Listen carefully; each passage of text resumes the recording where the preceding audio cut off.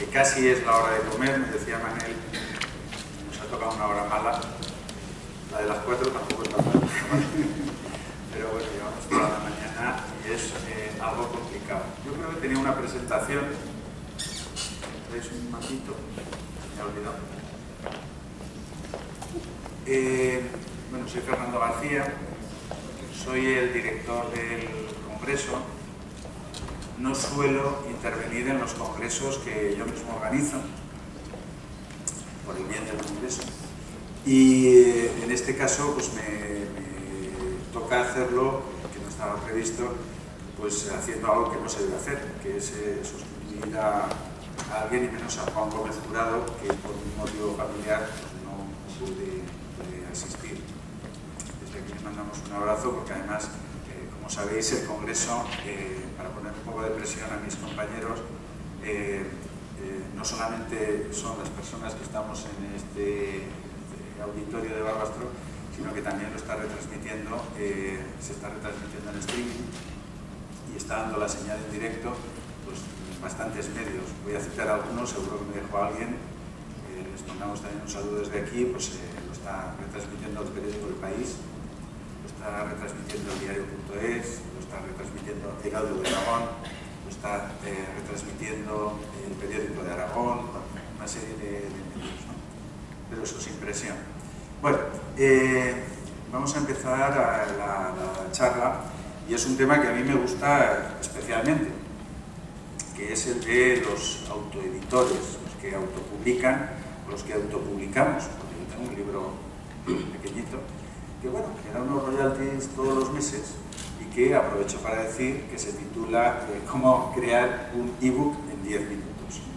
A lo mejor os cuesta 15, a mí me costó más el primero, pero bueno, creo que funciona, porque hasta ahora no me han puesto ningún comentario malo, y sigo vendiendo. Pues, hay meses que vendo 100, 150 libritos, y hace un año que salió, lo cual está muy bien. Y por cierto, estoy vendiendo muy bien en México, una cosa que me parece curiosa. Pero no hemos venido a hablar de mi libro. Hemos venido a hablar han venido a hablar estos señores que tengo a mi lado, y que son Gabri Ródenas, que es un escritor, que es doctor en filosofía, que es músico, ex cineasta. La revista Que Leer dice en su currículum que lo bautizó como el escritor hacker. Hay hackers buenos y hackers malos. Bueno, los malos son piratas, realmente. No hay hacker malo, los hackers son buenos. Lo bautizó como escritor hacker debido a los curiosos procedimientos de promoción que tiene de sus novelas. Es autor de Búnker de Noé, cuya traducción al inglés verá la luz pues a principios del año que viene, y de Estación Oricalcum, así como de innumerables trabajos técnicos sobre cine y cultura visual que han sido traducidos a diversos idiomas, tales como inglés, finés y esloveno. Actualmente trabaja en la corrección de la que será su tercera novela, Los pasajeros. Yo, si te parece, me gustaría que empezaras tú explicándonos cómo ha sido tu experiencia de autoedición, ¿no? Porque hablamos mucho de autoedición, ¿no?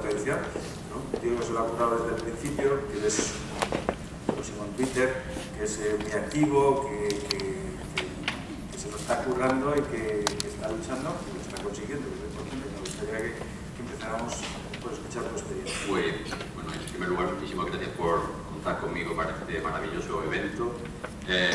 Aunque voy a hablar de mi experiencia, me gustaría que muchas de las ideas fueran de utilidad general para editores o escritores. Algunas de mis tácticas puede que no sean exportables al mercado editorial tradicional, pero otras espero que sí. Mi aterrizaje fue un poco atípico. Yo vengo del mundo académico, tenía experiencia en la publicación tradicional, en papel, incluso con alguna editorial buena, y decidí pasarme a la ficción. Conociendo un poquito el funcionamiento de las editoriales, tenía presente que enviar una propuesta o algo similar, el fin casi inmediato sería el cubo de la basura. De forma que decidí empezar la casa por el tejado. Me dije, vamos a crear una comunidad de lectores y las editoriales, si tienen que llegar, llegarán. Aterricé en un momento muy concreto, coincidiendo casi con la llegada de Amazon a España, y con un debate que entronca con la opción anterior, con la de Ernest y Luis. El tema de la piratería estaba en auge, como sigue estando ahora, y bueno, Juan Gómez Jurado, ya citado y que por desgracia no puede estar aquí, llevaba ese debate de manera muy activa. Yo me dije, bueno, ¿qué puedo hacer o qué puedo ofrecer en este contexto? Es que podrán piratear mis libros, cosa que de hecho ha sido así, pero no me pueden piratear a mí mismo. Y con ello empezó mi primera acción dentro de este terreno tan proceloso. Anuncié, bueno, primero puse los precios súper bajos, lo más bajo que me permitía la plataforma, ahora están otras, y me ofrecía tomar un café cara a cara con cualquier lector, cada uno se pagaba su café, con cualquier lector que afirmase haber comprado mi libro. Lo cierto es que no tomé ningún café, pero bueno, la noticia causó sensación. De hecho, tú hiciste eco en tu blog del País, de rebote llegó al suplemento del Mundo, el cultural, al que leer, y a partir de ahí, pues bueno, el libro francamente empezó a venderse, el Búnker de Noé primero, empezó a venderse de maravilla. Teníamos en Jordi a la vuelta de la esquina y muchos lectores me decían, Cabri, vas a estar aquí. No puedo estar yo. Soy un llanero solitario. Bueno, queremos que nos firmen los libros, ¿qué hacemos? Pues nada, puse el cerebro a trabajar y dije, muy bien, lo tengo. Me dediqué a firmar dedicatorias en papel, fotografía, Instagram, Twitter y todo el mundo contento. Iba creciendo con eso la comunidad lectora. Para la segunda novela, Estación Orichalcum, o Orichalcum, si lo queréis ver así, se me ocurrió otra idea apoyándome en esos lectores, que son realmente el único aliado del autor autoeditado. Y dije, bueno, vamos a ponerlo a prueba.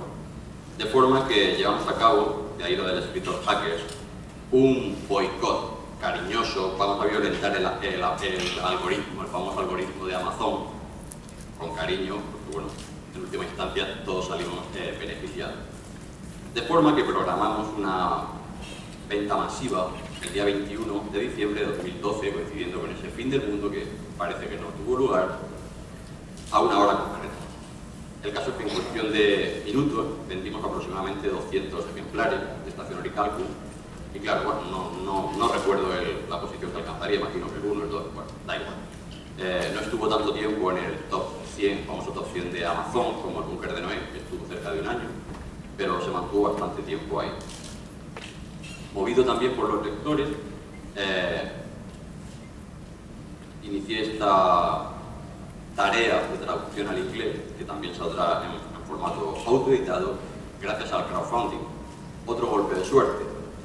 Una traductora profesional a la que le había encantado la novela se ofreció a traducirla de manera gratuita. Se lo comentaba ayer a Manel. Hombre, algo tendré luego que darle porque moralmente me siento obligado. Y ese fue un poco el siguiente paso. Comparto lo que han dicho muchos de los compañeros que han hablado esta mañana. Los lectores realmente son lo más importante. Y mi compromiso con ellos es tal que para mi tercera novela, empiezo a corregir en breve, he contado con ellos de manera directa. Creé un hashtag, el mundo que yo quiero, para que ellos pudieran ofrecer sus ideas acerca del mundo que querían. Bueno, previamente anuncié la trama, cuál iba a ser la trama, la sinopsis, los personajes, es decir, empecé de nuevo la casa por el tejado. Y dije, bueno, yo me debo a ellos y de momento están respondiendo de maravilla. ¿Qué puedo hacer? Darles las gracias. Les permití participar de manera activa en la novela, con ese hashtag. Y no solo eso, les dije que algunos de los tweets que enviasen con ese hashtag serían incorporados tal cual a la novela, con su perfil, por así decirlo, de Twitter real, de forma que cuando el lector del libro salga a la venta vea ese tipo de perfiles de comentarios, pueda ir a Twitter, por ejemplo, y verificar que se trata de personas reales. Era un poco un intento de seguir rompiendo la barrera entre no solo realidad ficción, sino también entre el autor y el lector, que cada vez está un poco más está difuminada, y debe ser así. Un poco en línea general de la historia. Muy bien. Gracias, Gabriel, por abrir el turno de palabras. Vamos a ver si esto no sé dónde tengo que apuntar. No se me debe dar miedo de la derecha, ¿no? No sé si no me pasa otra diapositiva y que solo hay 3 o 4, o sea que no hay mucho más. Porque es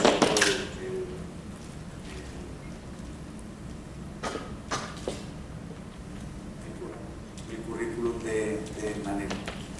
Bueno, los Apple también petan. La noticia es el titular, sí, porque acaba de petar un portátil de Apple. O sea que no será pantalla azul, pero se ha quedado muerto. Ya se ha despetado. Manel Loureiro, pues es muy joven, nació en Pontevedra en 1975, es escritor y es abogado. Ayer tuvimos una cena que fue, se ve la paliza que lleva del viaje, pues que fue muy interesante, porque es un excelente conversador y es muy ameno, y nos ilustró con temas de abogacía que no conocíamos y que fue muy divertido. Ha trabajado como presentador en la televisión de Galicia y como guionista de diversos proyectos, colabora con varios periódicos, de Pontevedra, ABC y la cadena SER.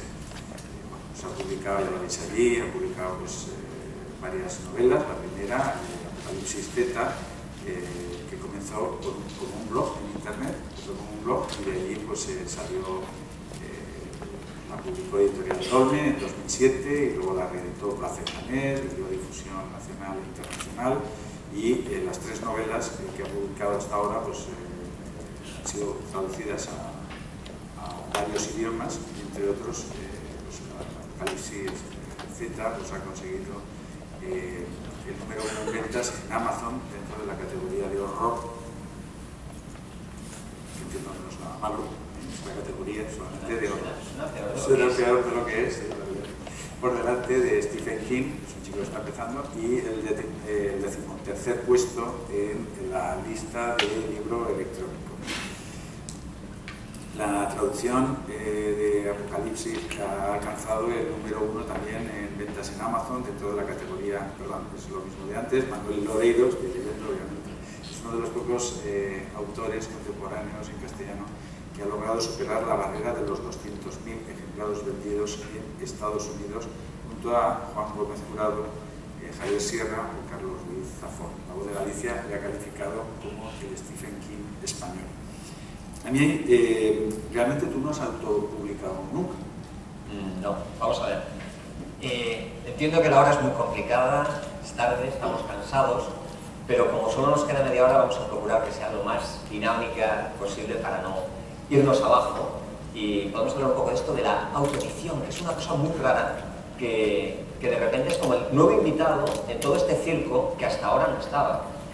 Yo efectivamente nunca he sido autoeditado, jamás me he autoeditado, siempre he tenido editorial, pero sí que accedí al mundo editorial a través de una vía que hasta hace unos años no existía y que ha contribuido a un cambio, que es de lo que quiero hablaros aquí hoy, que es la horizontalización de los medios. Es decir, de repente ese nuevo invitado llega y se llama Internet, y de repente Internet cambia las reglas del juego por completo. ¿Por qué cambia las reglas del juego? Porque hasta hace unos años, ¿qué era lo que se leía? ¿Qué era lo que se editaba? Cuando un escritor, como por ejemplo Gabri, acababa una novela, después de estarla escribiendo, una novela, un trabajo técnico, lo que fuera, lo que tenía que hacer era meterse el manuscrito debajo del brazo, ir puerta por puerta, llamando a las editoriales y decirles, aquí tengo esto, ¿te interesa publicarlo? Y entonces dependía en última instancia del consejo editorial o de los editores de cada editorial decidir si aquello se publicaba o no. ¿Eso qué significa? Que era un sistema vertical. Era el editor quien decidía qué era lo que se leía. Y los lectores solo podíamos leer aquello que los editores consideraban que era bueno. o no tan bueno, pero que les interesaba comercialmente. A ese sistema vertical contribuían mucho pues, los grandes gurús y los grandes púlpitos de la crítica literaria, es decir, el suplemento del País, por ejemplo, Gabelli, era durante mucho tiempo lo que establecía que era lo que estaba bien y que era lo que estaba mal, que era lo que estaba de moda, que era lo que podías leer y lo que no. Pero de repente llega este invitado, que nadie contaba con él, que es Internet, y de repente todo ese sistema vertical se desmorona y se transforma en un sistema horizontal. ¿Qué quiero decir que se transforma en un sistema horizontal? Que de repente son los propios lectores los que deciden qué es lo que se publica, o por lo menos ya tienen voz a la hora de decidir qué es lo que se va a publicar. Y esto es algo que al principio coge a contrapié a las editoriales y a los propios autores, porque de repente se dan cuenta que tienen ese potencial y que lo pueden hacer a través de muchas maneras. Yo lo hice a través de una de ellas, que fue empezar a escribir mi primera novela en un blog.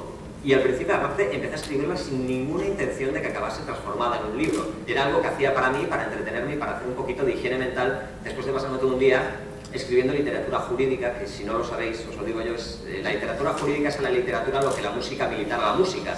Es una cosa como técnicamente muy perfecta, pero con muy poquita alma. Entonces, de repente todo cambia, las reglas de juego cambian.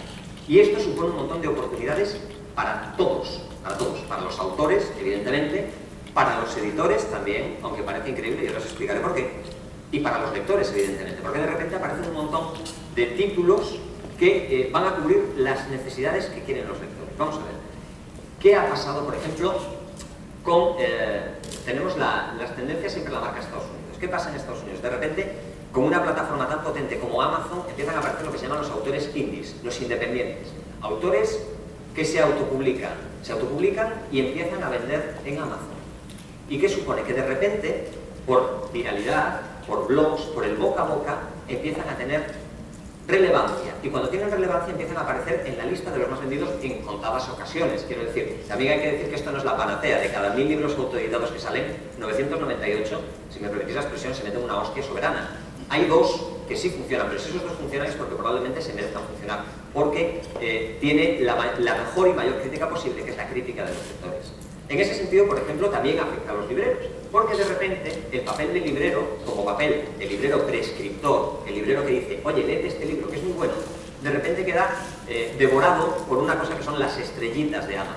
Cuando de repente cientos o miles de lectores previos dejan su opinión sobre un libro. Entonces tú, como lector, de repente llegas y te encuentras un autor independiente, que está bien situado en ventas y que por encima a lo mejor tienes 500, 600 críticas y ves que si tienes una crítica ya sabes, o por lo menos partes de la base a priorística, de que es un buen libro. Entonces, como ha cambiado tanto las reglas del juego, nos encontramos con un montón de oportunidades. Decía que también es una oportunidad para los editores, para el mundo editorial. Gracias a estas nuevas reglas del juego, de repente las editoriales se encuentran con que tropiezan con autores que les interesa editar y que jamás hubiesen entrado en su radar, de ninguna de las maneras. Yo, probablemente, jamás hubiese sido editado, porque no tenía la intención de presentar mi manuscrito, mi primer manuscrito, a ninguna editorial. Yo no tenía intención de ser escritor. Y sin embargo, fíjate, al final, precisamente por eso, he acabado, años después, con 4 libros a mis espaldas, dedicándome a esto, y hablando de esto, precisamente.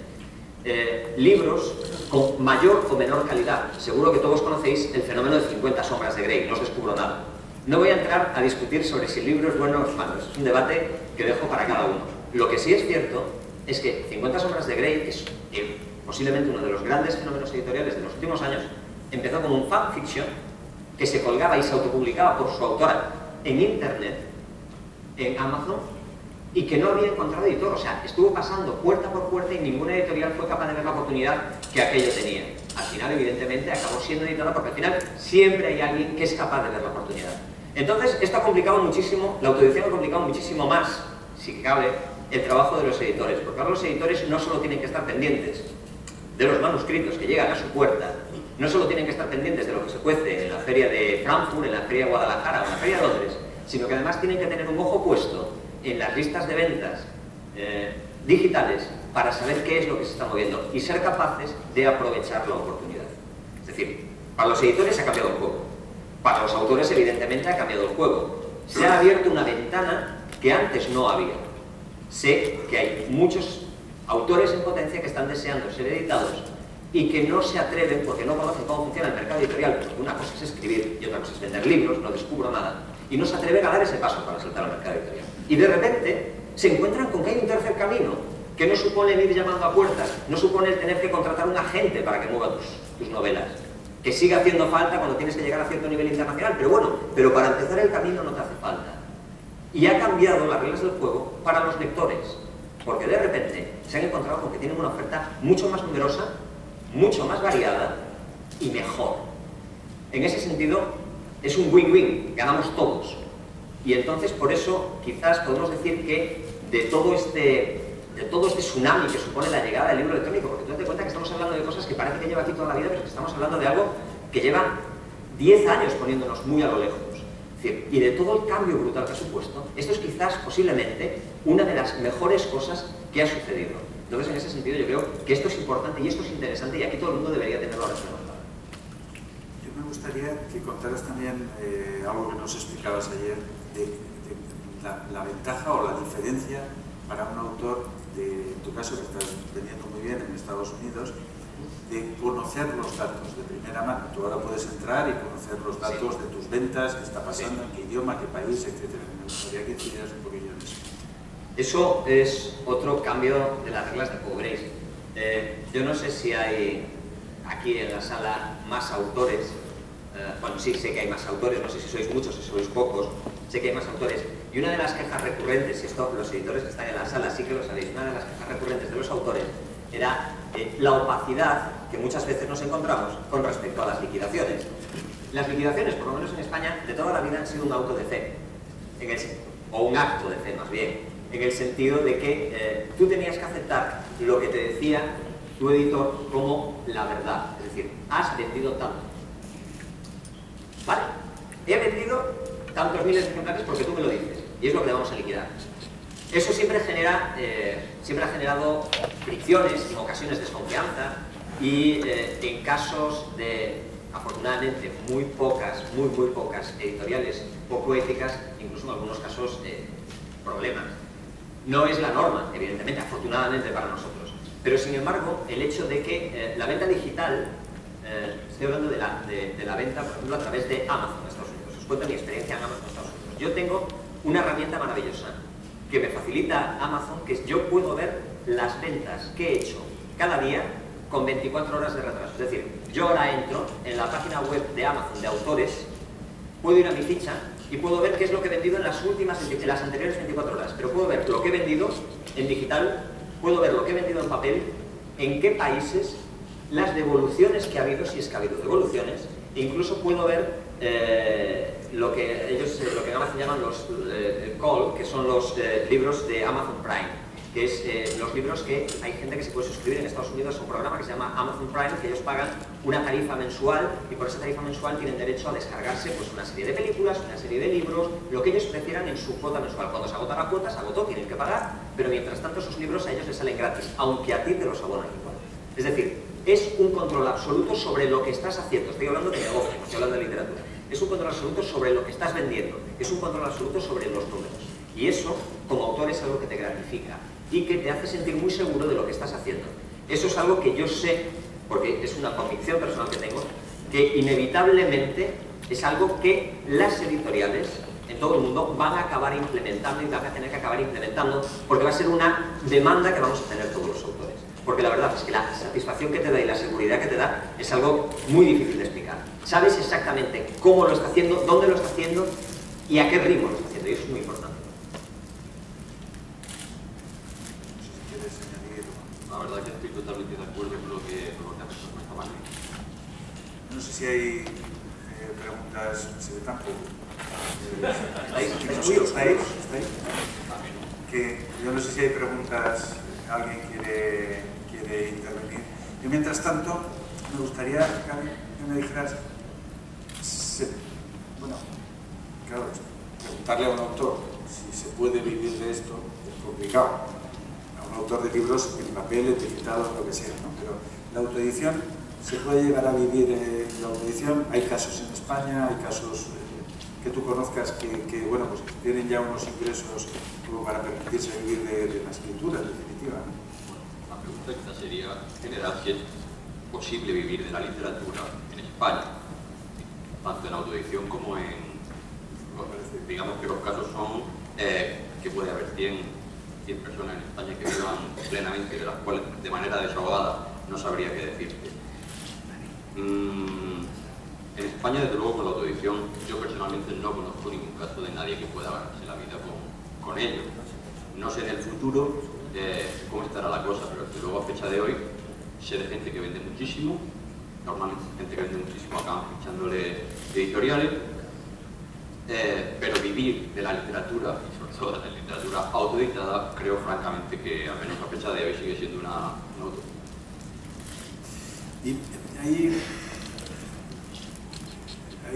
yo creo que una creencia, sobre todo por parte de alguna parte incluso de la crítica literaria, algunos editores, ¿no? Todos hemos escuchado eso de que me alegro de que puedan publicar libros en Amazon, en Apple o en Google, tal, porque así pues la basura ya no nos llega a las editoriales, ¿no? Esto lo dijo, no exactamente, no recuerdo la frase, pero el sentido de ese lo dijo un importante, notable y, bueno, y admirado editor español, pero ¿no? Todos nos equivocamos.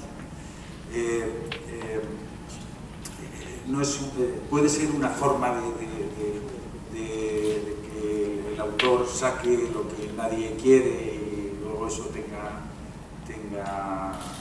un recorrido, no tenga recorrido.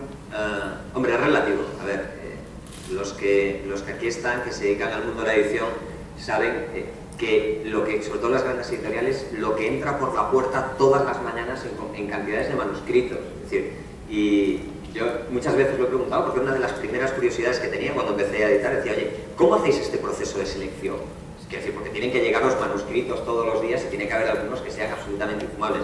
La respuesta genérica que he obtenido es que normalmente al cabo de las 10 primeras páginas saben si merece la pena seguir leyendo o no merece la pena seguir leyendo. En ocasiones se pueden equivocar, evidentemente, pero más o menos lo tienen claro. Van a seguir llegando manuscritos basura, es que me da mucha rabia llamarle manuscrito basura algo porque cuando alguien escribe algo le pone todo su alma y todo su corazón, entonces es quizás un poco despectivo, pero sí que pueden seguir llegando, vamos a decirlo de otra manera, manuscritos de menos calidad o que no tienen calidad literaria suficiente como para ser editados, como para que merezca la pena ser editados comercialmente, ¿no? Porque decía ayer que una frase que no es mía pero que me encanta, que decía que el libro electrónico y el libro en papel no están en guerra, no compiten. El libro electrónico supone la misma amenaza para el libro en papel que el ascensor para las escaleras. Ninguna. Es decir, son dos sistemas que tienen que coexistir y que van a coexistir. Entonces, aunque muchos autores se puedan autoeditar en formato electrónico, también soy consciente de que al final lo que quiere la inmensa mayoría es ser editados en papel. El libro tiene un valor de tótem, tiene un valor de ítem, es algo especial, es imposible de definir hasta que tienes tu primer libro en las manos, lo abres y notas el olor de la tinta y el olor del papel y pasas páginas. Y lo ves, y ves tus palabras que habían salido de tu cabeza escritas en negro sobre blanco. Entonces, eso sí que no va a suponer ninguna diferencia. Lo que sí supone una diferencia es cómo tienen que plantearse, y esto ya es otra guerra y si quieres después lo hablamos, cómo tienen que plantearse los autores autoeditados el marketing que tienen que hacer para que sus libros en digital tengan la misma visibilidad que podrían tener en papel. ¿Qué quiero decir con esto? Cuando una editorial decide publicar un libro en papel, y lo sabéis, supone que, aparte de hacer la labor de edición, van a hacer una labor de promoción. La labor de promoción puede ser mejor o peor, pero siempre se hace una labor de promoción. Es decir, se trata de hacer llegar el libro a los medios, se trata de hacer un poquito de ruido mediático, se trata de hacer, en definitiva, que cuando ese libro llegue a la mesa de novedades del librero y el lector, el cliente al final, entre en la librería y vea el título y vea la tapa, le suene, tenga una referencia y diga, coño, voy a coger este, lo voy a levantar, lo voy a ojear, voy a ver la sinopsis porque he oído hablar de él. Eso es un trabajo que hacen las editoriales y que cuesta tiempo, esfuerzo y dinero.